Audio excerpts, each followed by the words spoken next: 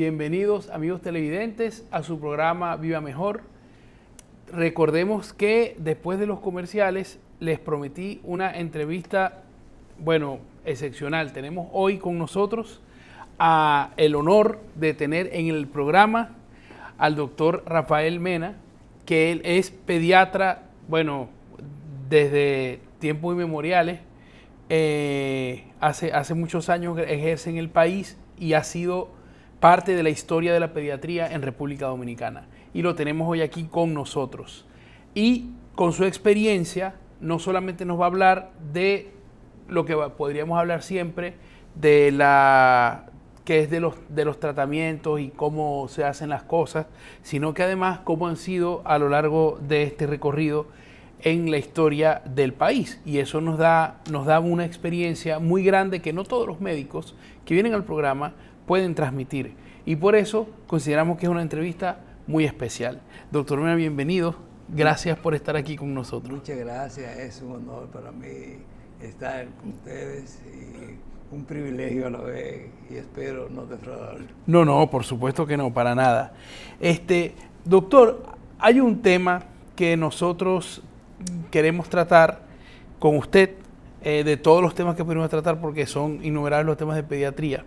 Así es. Pero quiero aprovechar esta etapa y esta incidencia tan alta que ha habido últimamente de las enfermedades virales respiratorias y otro tipo de enfermedades respiratorias, que aunque nuestro clima no cambia tan bruscamente como el de los países con estaciones, sí afectan también de la misma manera, ¿no? Y en los niños afecta de una manera particular, y además trae una situación familiar por ejemplo, cuando el niño falta al colegio, el papá tiene que faltar al trabajo y se ve, la situación familiar cambia, ¿no? Además, es tan importante, los niños son muy delicados y muchas personas hacen cualquier cosa con los niños. Entonces, en cuanto a tratamientos, en cuanto a formas, a usos de lo que hay que hacer, ¿no? Entonces, mi primera pregunta es, si en República Dominicana, ¿cuáles son, cómo se presentan normalmente aquí en el país en los niños? En su introducción, usted hizo una observación que uno no puede dejar pasar desapercibida, porque ciertamente las infecciones respiratorias, sobre todo, aunque aquí dicen o decimos los dominicanos que aquí hay un solo régimen y es calor, pero esa observación suya es correcta. No importa que sea calor y nosotros sabemos precisamente que durante los meses de invierno, entre comillas, si usted quiere, esos gérmenes que usted termina de señalar se hacen reproductores de enfermedades, y con mucha razón también lo que usted señala en los niños.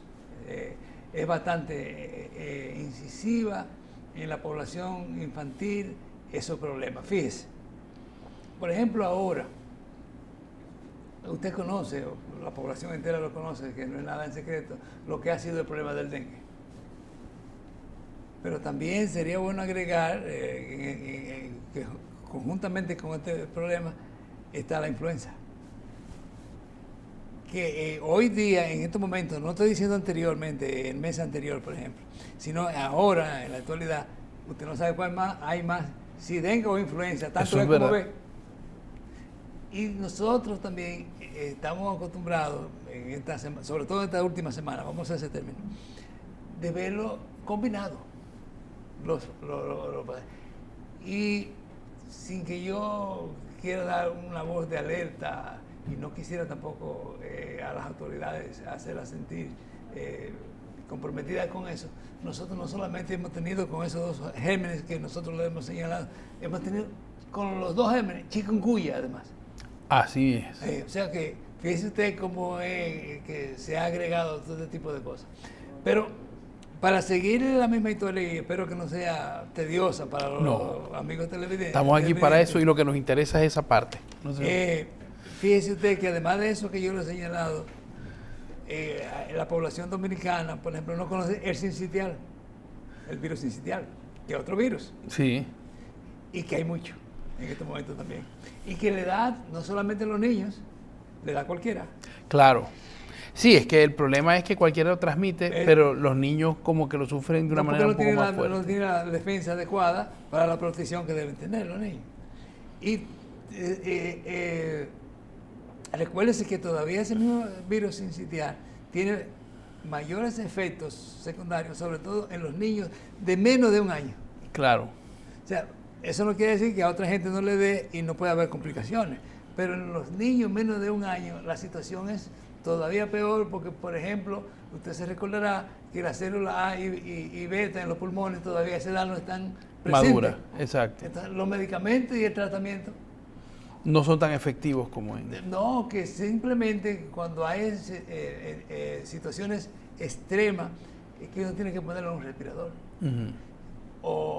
Y oxígeno, obviamente.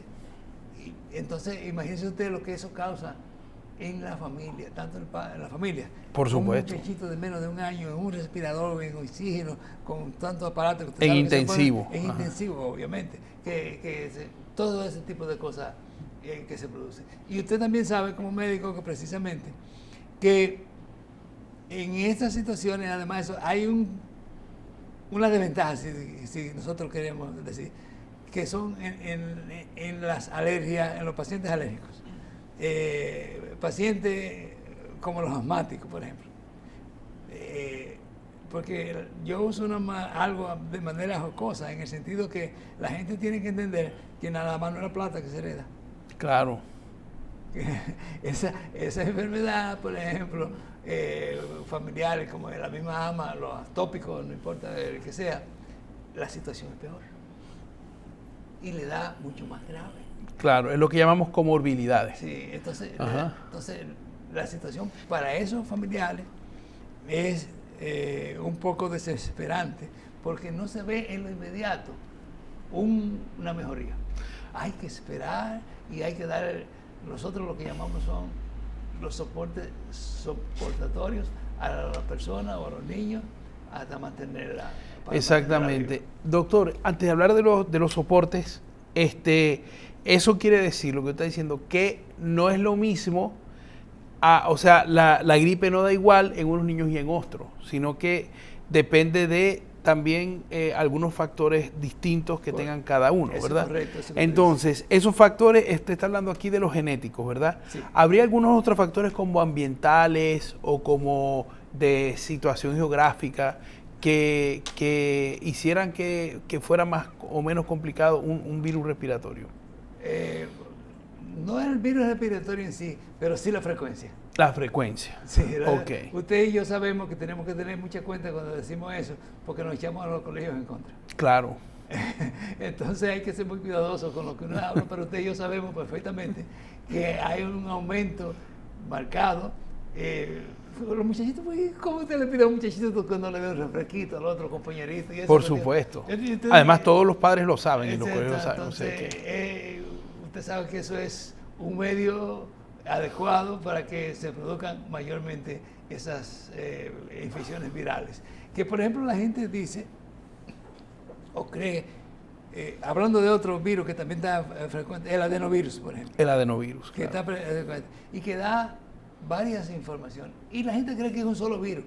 Y usted y yo sabemos que ese solo virus, el adenovirus, tiene 60 subcomponentes. Sí.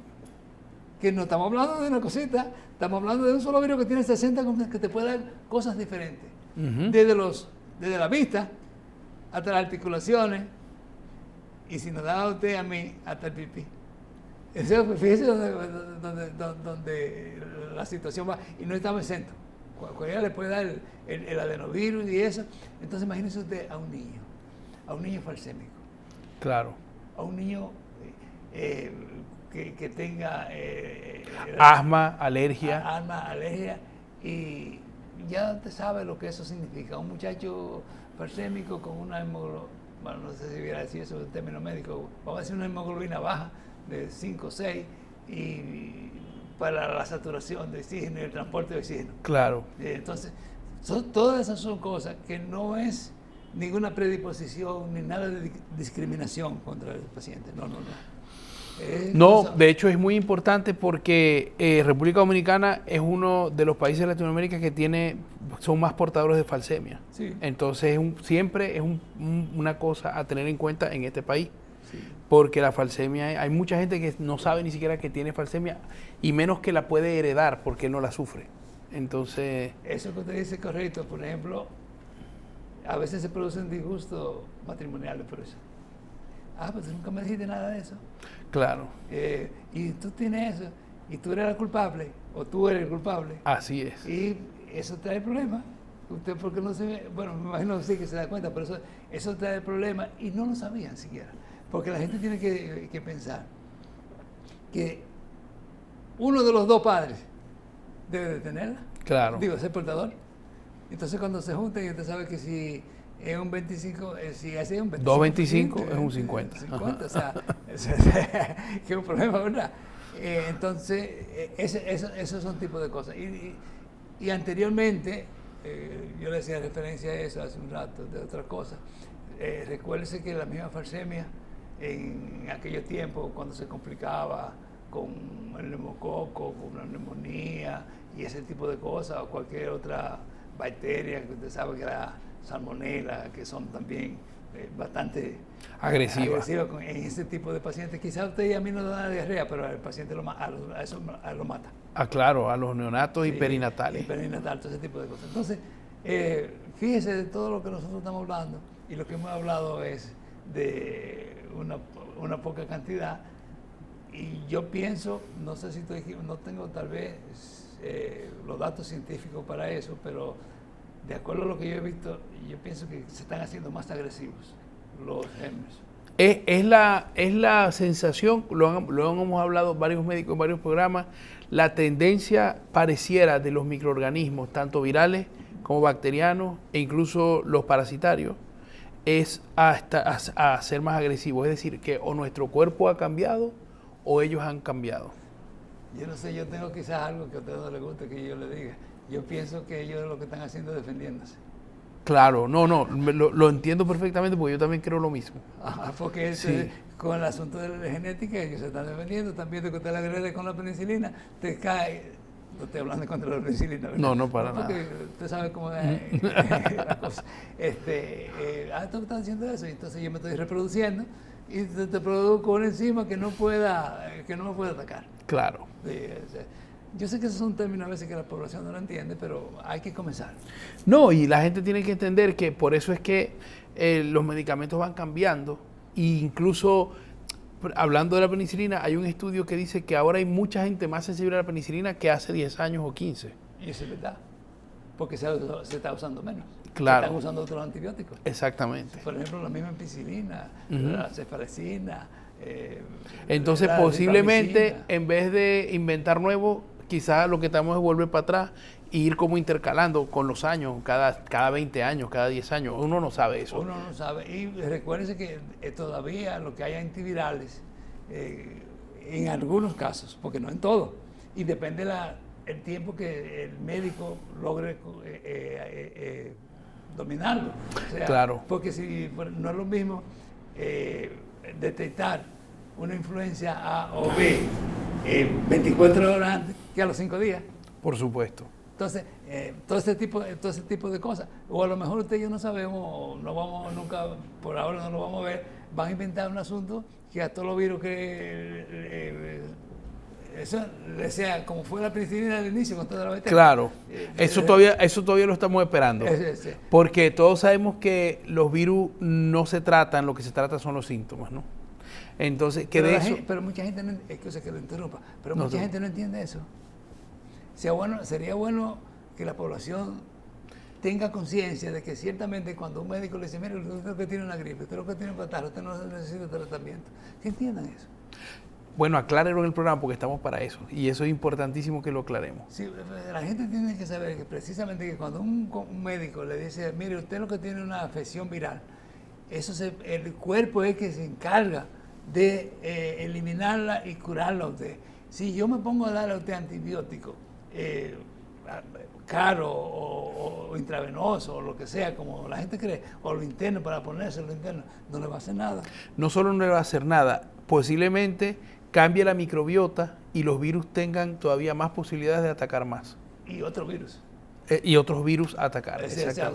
Pero la composición social y lo económico, usted y yo no lo podemos ignorar. Claro. Entonces, eso influye bastante también. Sí, de hecho, doctor, mire, ¿cuánta gente que uno ve por ahí? No, que yo tenía fiebre y me tomé una citromicina, porque ahora es la citromicina lo que está de moda, ¿no? Sí. Me tomé una citromicina y como que se me pasó la fiebre. Y uno dice... No, a mí no puede decir eso. Exactamente, ¿no? Sí, entonces, pero mucha gente por ahí toma esas cosas. Mucha gente, no millones. Y lo que hacen es que los medicamentos no hacen efecto después en la población. Cuando lo necesitas realmente, entonces no son efectivos. Exactamente. Porque los mismos medicamentos, aunque a la gente les resulte también extraño, son seres vivos. Claro. Son seres vivos, son bacterias, son proteínas, lo que usted quiera, son formaciones que se han unido, ¿no? Que han formado las células, pero son seres vivos. Exactamente. O sea, entonces tiene que verse eso en la manera... Quizá usted me va a decir que no es una clase de medicina, pero hay que verlo de la manera científica. No, sí es una clase. O sea, es efectivamente para que la gente aprenda en este tipo de programa, pues hay que enseñarle un poquito de ciencia. Así que adelante con eso. No se preocupe que cualquier cosa nosotros aquí lo traducimos al público, ¿no? Pero mire, ¿y cómo, o sea, estos síndromes virales respiratorios, cuál es la forma más característica que se presentan en los niños? Para que la gente aprenda un poco a reconocerlo. Respiratorios. Ajá, sí. Entonces. Bueno, espérese, depende de la edad del niño. Eso es exacto, porque me imagino que dependerá. Sí, porque un niño de menos de un mes no tiene la misma, una infección, a un niño de un mes no tiene la misma infección que uno de 5 ni de 4. Exacto. Ni es el mismo germen que lo atiende. Porque inclusive recuérdese que lo puede heredar de una infección de la mamá. Ajá. Y que el tratamiento para un niño es eso, si necesita y hay que dárselo, salga lo que salga.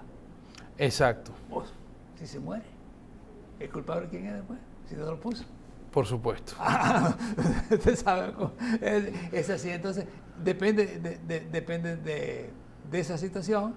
Entonces, uno actúa de acuerdo a esa edad y no se pueden dejar de tomar las experiencias de los médicos, aunque no les gusta a mucha gente de los médicos viejos. Claro, no, vamos a ver, a todos nos gusta, a mí me gusta mucho, yo valoro mucho la experiencia, sinceramente, más que cualquier cosa. Es que está por encima de todo, usted puede inventar cualquier cosa y decir esto, pero si usted lo lleva a cabo y no funciona. Claro, y usted ha llevado a cabo muchas cosas que nosotros hemos visto funcionar y muchas cosas que hemos visto no funcionar, que la gente no sabe eso, la gente se olvida de lo que no funciona. ¿No? Recuerde que en medicina, en ocasiones, 2 y 2 son 8. Exactamente. Doc, por ejemplo, cuando o sea, los niños pequeños presentan congestión nasal, presentan fiebre, presentan tos, presentan... ¿cuál es, o sea, qué tan grave, o sea, para un niño, me imagino que mientras más pequeño es más grave este tipo de síntomas, sí, ¿verdad? Sí. O sea, ¿cómo hace un pediatra para que el criterio de que un niño debe estar hospitalizado o no? O sea, para que los televidentes entiendan un poco esto. Le voy a repetir lo mismo y espero que los amables televidentes no digan que es una cataleta. Un niño de menos de un mes, usted tiene que hospitalizarlo con fiebre, obligado. O sea, que ya los televidentes saben que si un niño en el primer mes se enferma, tienen que ir al pediatra y siempre es algo importantísimo. ¿Okay? ¿Guste o no le gusta? De vida o muerte, exactamente. Entonces, obligado, tiene que hacerlo. Y inclusive el mismo pediatra, el que sea que le toque hacer el trabajo, tiene que investigarlo de la A a la Z. Exacto. Y tiene inclusive que hacer punciones lumbares. Por supuesto, estudios muy especializados. Tiene que hacerle todo, etcétera, etcétera. Porque tiene que saber qué es lo que es, y tiene que decir qué es eso, y tiene que saber cómo lo trata y qué va a tratar, porque quizá la gente todavía no entiende eso, pero usted como profesional sabe perfectamente que eso va a ser el futuro de su vida. Claro. Entero. Supóngase una afección cerebral permanente. Por supuesto. Entre otras cosas, ¿verdad? Y si le falta oxígeno, el hecho que usted y yo lo sabemos no quiere decir que no se lo digamos a la población. Por supuesto. Usted entenderá que si le falta la oxigenación...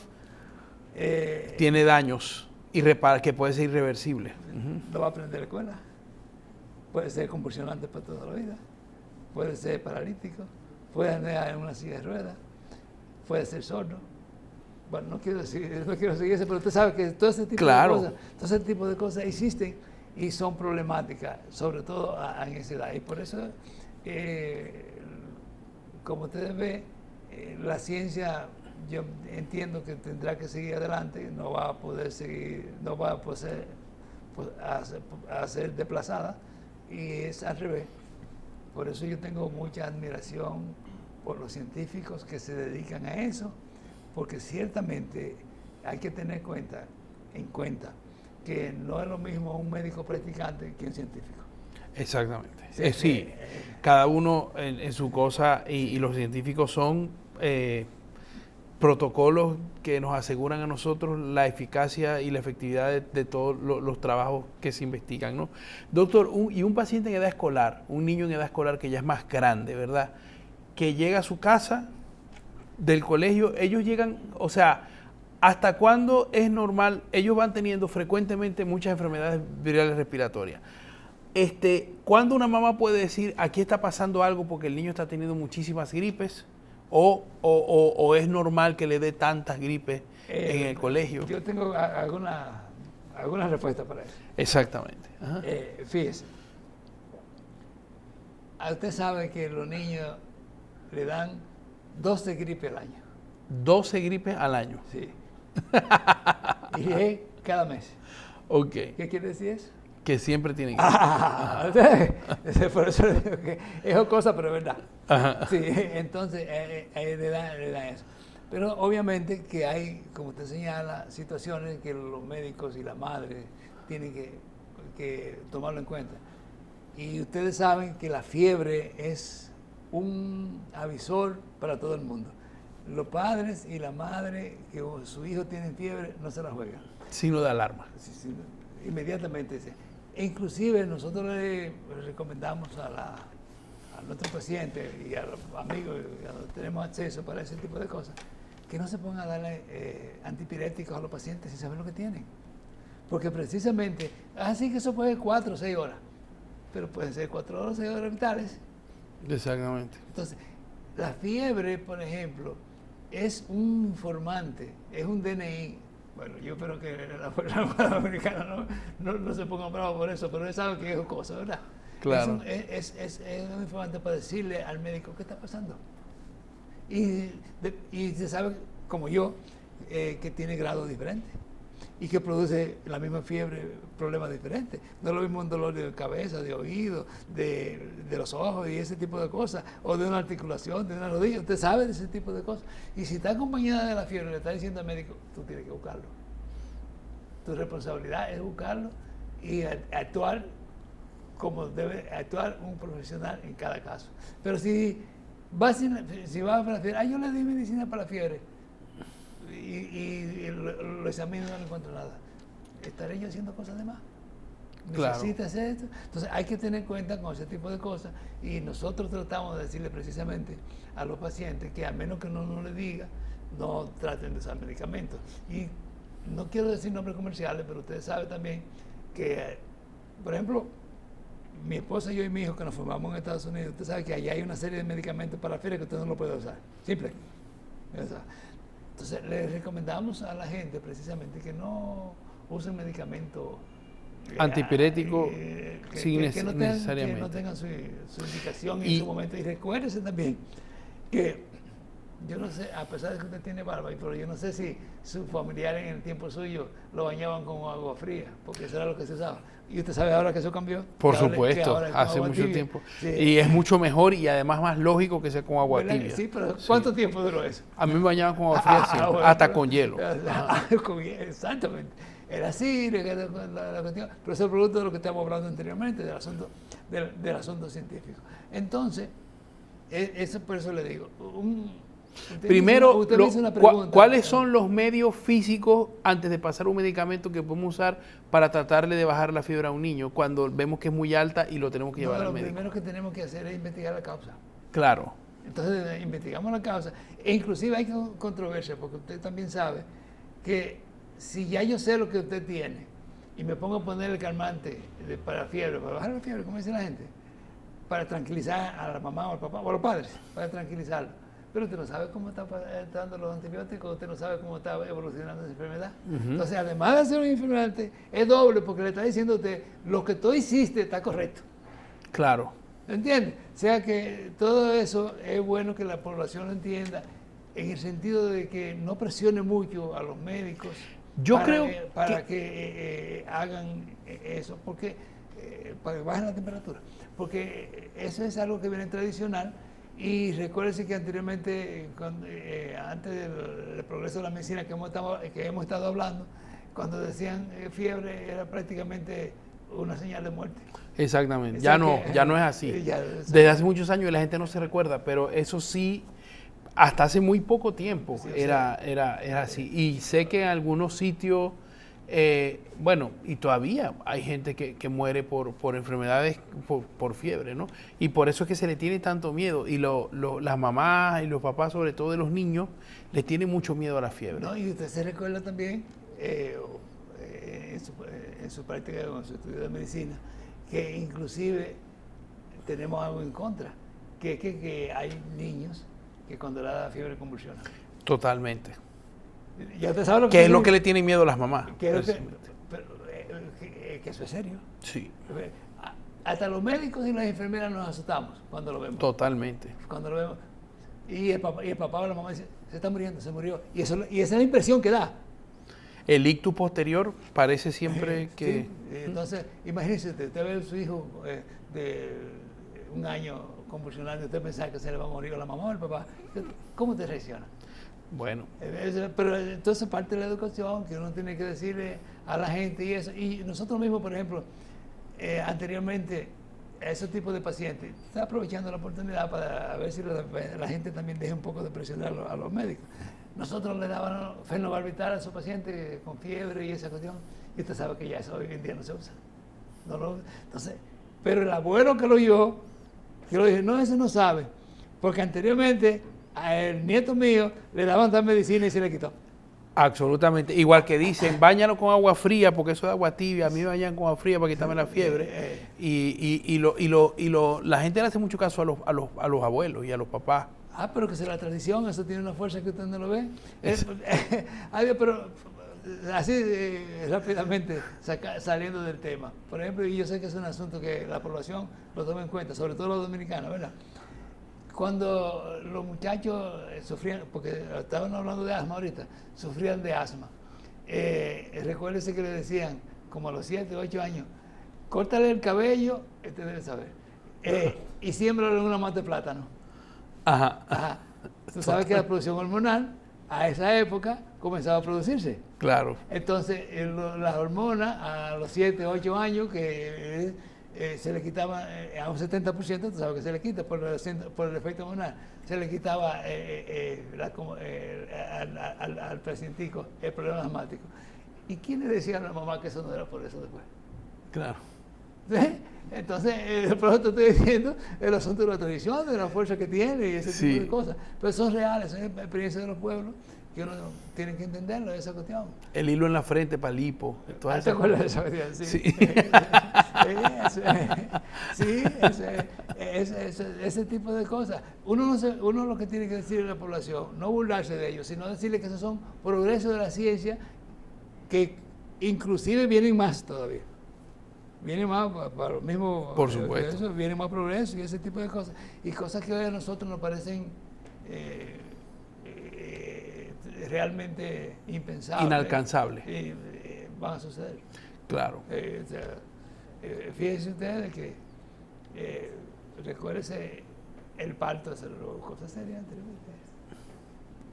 eran 3 y 4 días una mujer empujando. Sí. Y el que no ve eso no sabe lo que es eso, y por eso usted oye decir más que sea de bebuco, se viene de ahí.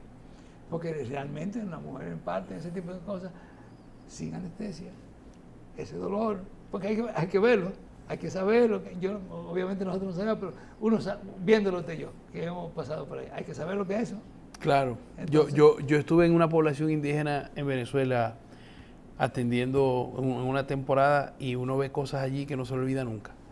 Y que le causa a uno un profundo pensar siempre. Sí. Uno dice, ¿cómo es posible? Eso es así. Y, por ejemplo, hay que entender ese tipo de cosas y hay que entender la gente. Usted y yo no nos estamos burlando de eso. Que quede claro. No, para nada, No. claro. Nosotros No, de hecho, a mí me parece importante porque es aclarar muchas cosas, romper muchos esquemas, porque yo entiendo que lo más difícil de una persona es a una persona que toda la vida le ha dado buenos consejos, como son los padres, los abuelos, que te digan algo y tú no lo hagas porque sabes que la ciencia ha avanzado. Para ellos es muy fuerte, pero uno tiene que hacer lo mejor para sus hijos. Es así. Y así es que avanza la humanidad y va avanzando así. Recuérdese que antes era en un burrito, en un caballo, y ahora usted no puede andar en la ciudad en tanto carro. Exacto. Bueno, y eso es verdad. Y ahora más todavía, que estamos con estos tapones. Se nos está acabando el tiempo.